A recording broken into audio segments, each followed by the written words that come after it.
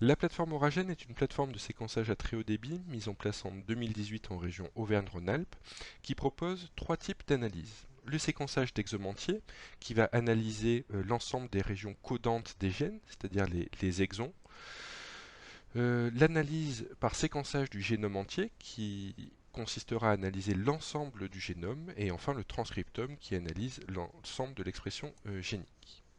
Les indications seront représentées par des indications oncologiques dans 50% des cas, par les maladies rares héréditaires dans 50% des cas, et à terme seront explorées des maladies plus communes comme l'hypertension artérielle ou le diabète. À terme, l'objectif de la plateforme Auragen est d'analyser 18 000 génomes par an.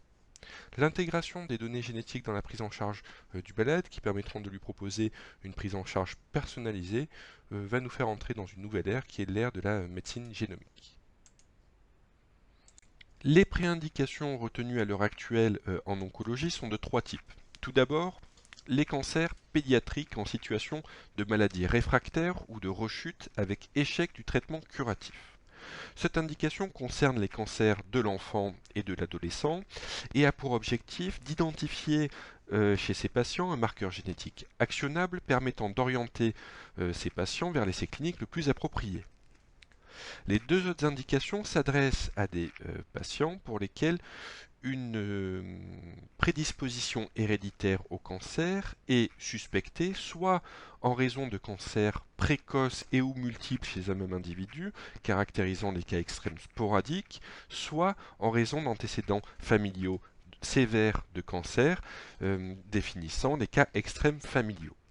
Dans ces deux derniers cas, les patients devront avoir bénéficié au préalable d'une analyse par panel de gènes constitutionnels euh, incluant donc les gènes de prédisposition héréditaire au cancer suspectés sans anomalie. Les préindications en oncologie ou les indications en oncologie ne sont pas définitivement déterminées, bien entendu, et vont tendre à évoluer au cours du temps. À l'heure actuelle, deux principales indications sont en cours de discussion, à savoir les cancers solides de l'adulte précoce, c'est-à-dire avant 40 ans et réfractaire au traitement, et d'autre part les leucémies aiguës de l'adulte en rechute et éligibles à un traitement curatif.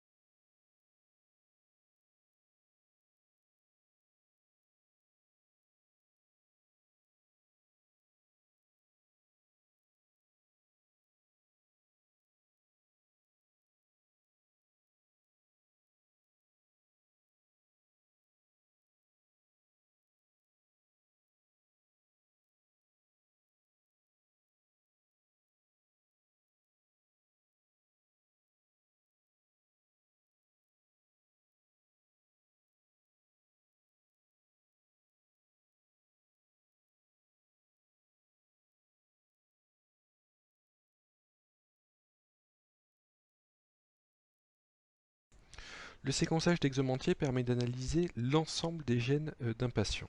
Ces gènes représentent seulement 2% du génome mais sont impliqués dans 85% des pathologies héréditaires. Le séquençage du génome entier permet quant à lui, comme son nom l'indique, d'analyser l'ensemble du génome d'un individu.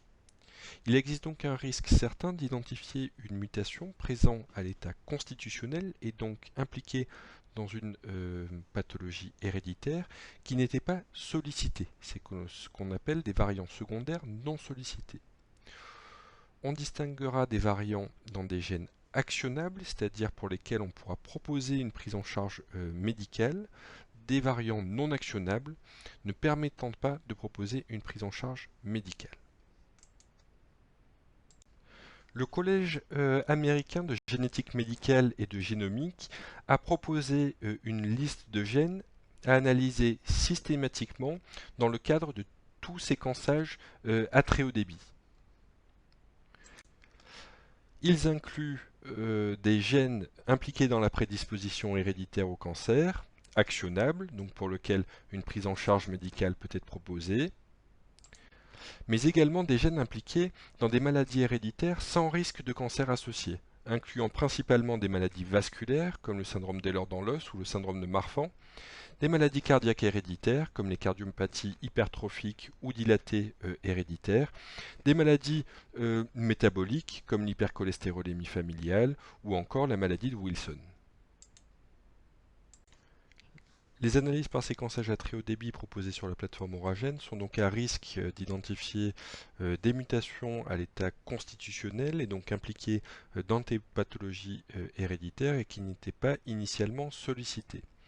Seuls les gènes actionnables, c'est-à-dire pour lesquels une prise en charge médicale pourrait être proposée, seront analysés, en particulier ceux induisant une prédisposition héréditaire au cancer. Il est nécessaire et donc même indispensable d'informer au préalable le malade de ce risque et de recueillir son consentement.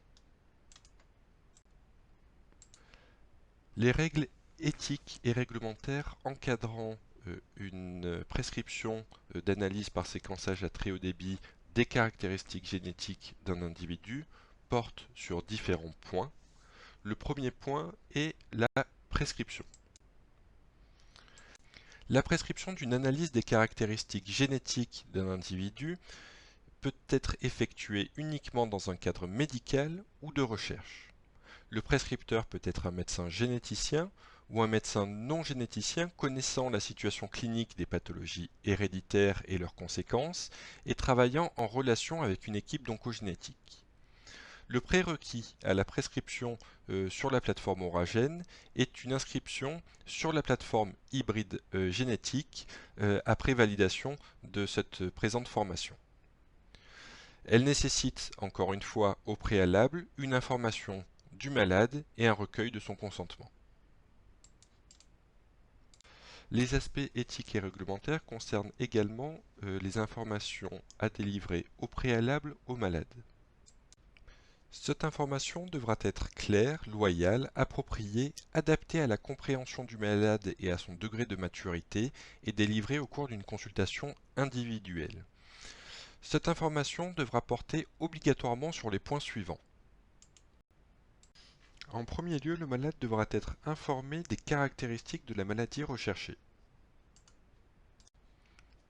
Il faudra de ce fait l'informer que le cancer est une maladie multifactorielle à composante génétique, représentée par des cancers sporadiques, secondaires à des mutations acquises par la tumeur, sans risque de transmission à la descendance, mais également génétiquement prédisposés dans 5 à 10% des cas et qui seront secondaires dans cette situation à une mutation présente à l'état constitutionnel induisant un haut risque de cancer transmissible à la descendance avec une pénétrance et une expressivité variables et pour lesquelles une prise en charge médicale pourra être proposée. Les moyens mis en œuvre pour la détection des anomalies génétiques dans un cadre somatique tumoral ou constitutionnel devront être présentés aux malades ainsi que leurs limites. Les moyens de détection comprennent ainsi le séquençage d'exomes entiers et le séquençage de génome entier décrits précédemment. Les analyses porteront sur les caractéristiques génétiques somatiques tumorales à la recherche de mutations acquises par la tumeur et actionnables, mais également sur les caractéristiques génétiques du patient et donc constitutionnelles. Cette dernière analyse sera systématique, permettra la distinction des variants acquis par la tumeur des variants présents à l'état constitutionnel et permettra également la recherche de variants pathogènes actionnables à l'état constitutionnel. Les limites de ces moyens comprennent des limites techniques. En effet, l'ensemble des mécanismes moléculaires impliqués dans l'oncogénèse ne sont actuellement pas encore connus, mais également scientifiques, du fait que nous ne connaissons pas à l'heure actuelle l'ensemble des gènes actionnables dans un cadre oncogénétique ou dans un cadre oncologique. Le malade devra également être informé du risque d'identifier une mutation secondaire présente à l'état constitutionnel. Ces mutations secondaires seront présentes uniquement dans des gènes actionnables, c'est-à-dire pour lesquels une prise en charge médicale peut être proposée, et uniquement dans des gènes en lien avec la maladie du malade, c'est-à-dire dans des gènes impliqués dans la prédisposition héréditaire au cancer. Les gènes n'entrant pas dans ces deux catégories ne seront pas analysés et ne seront pas rendus au malade. Le malade devra être informé sur les possibilités de prise en charge médicale en cas d'identification d'une mutation secondaire constitutionnelle ou d'une mutation somatique. Ainsi, dans le cadre de l'analyse des caractéristiques génétiques tumorales, trois situations seront abordées.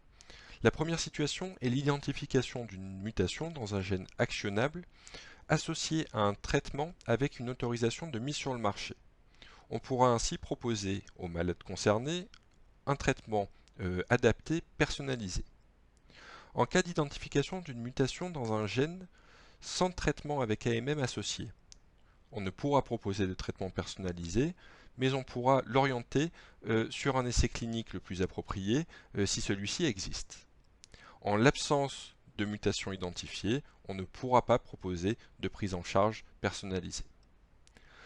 Dans le cadre de l'analyse des caractéristiques génétiques de l'individu, le patient, en cas d'identification d'une mutation présente à l'état constitutionnel, présentera un haut risque de cancer. Des mesures de dépistage, reposant principalement sur des examens biologiques et des examens d'imagerie, pourront lui être proposées, tout comme des mesures de prévention, reposant principalement sur des mesures hygiéno-diététiques et sur des mesures chirurgicales prophylactiques. L'identification d'une mutation secondaire aura, en plus des conséquences individuelles décrites précédemment, des conséquences familiales. Les conséquences familiales sont secondaires au risque de transmission de la mutation dans la famille. Il faudra ainsi présenter aux patients les différents modes de transmission, à savoir les modes de transmission autosomique dominant et autosomique récessif décrits précédemment. Il faudra également préciser que le risque de transmission concerne sa descendance, mais pas uniquement. En effet, le patient qui présente une mutation prédisposante a un risque d'avoir hérité cette mutation de son père ou de sa mère, et le risque de transmission concerne ainsi également sa fratrie. Une enquête génétique pourra être ainsi proposée aux familles concernées. Il est important de préciser qu'il existe une obligation légale d'informer la parentèle. Cette information peut être effectuée directement par le patient ou peut être effectuée par le médecin par courrier, avec accord du patient. Si le patient refuse d'informer sa parentèle, soit directement, soit par l'intermédiaire du médecin, il faudra l'informer que sa responsabilité pourra être engagée. Il sera nécessaire d'informer le patient des modalités de rendu de résultats ainsi que des délais d'analyse estimés.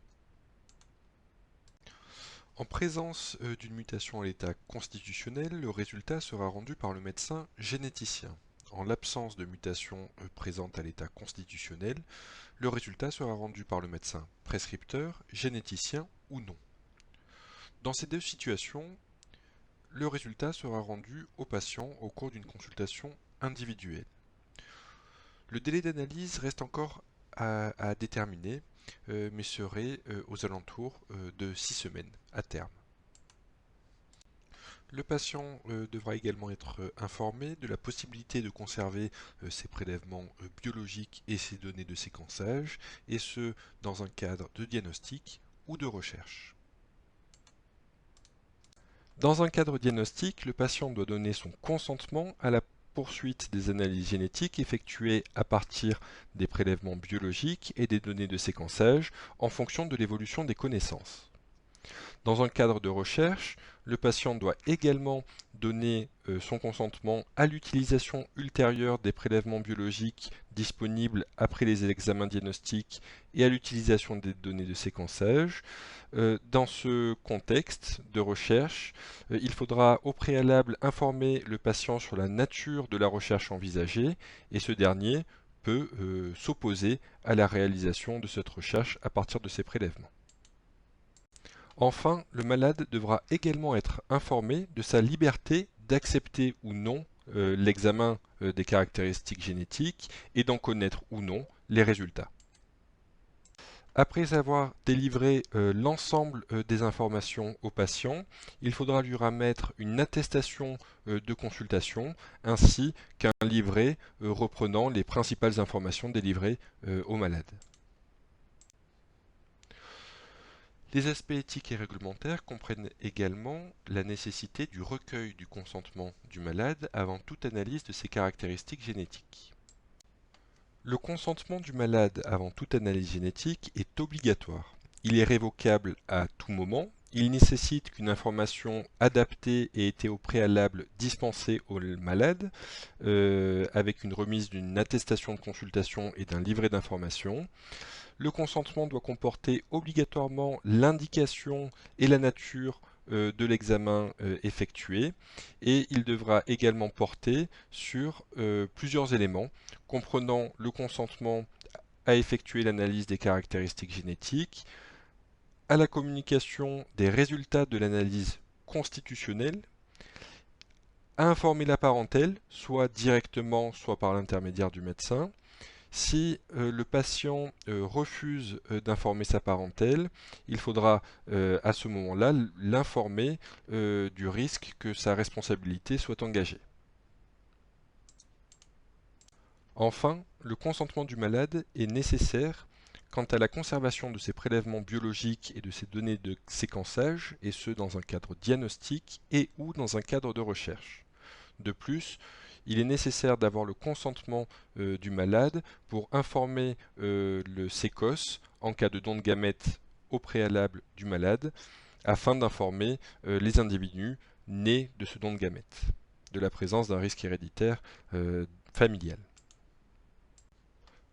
Le rendu de résultats est soumis à des contraintes éthiques et réglementaires. Le résultat sera rendu uniquement après sa validation au cours d'une réunion dédiée sur la plateforme Oragen.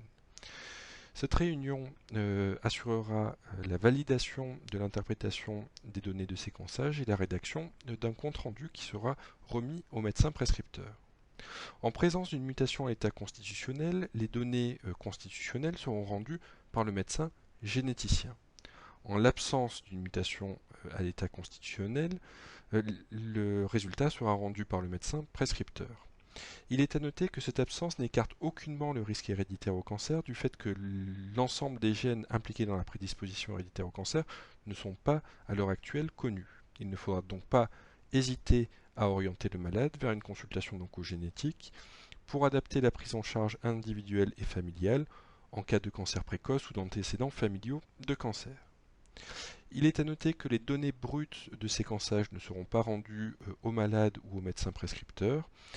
Et il est également à noter qu'une RCP France Médecine Génomique d'aval, qui varie en fonction de l'indication initiale, pourra apporter des recommandations complémentaires quant à la prise en charge du malade.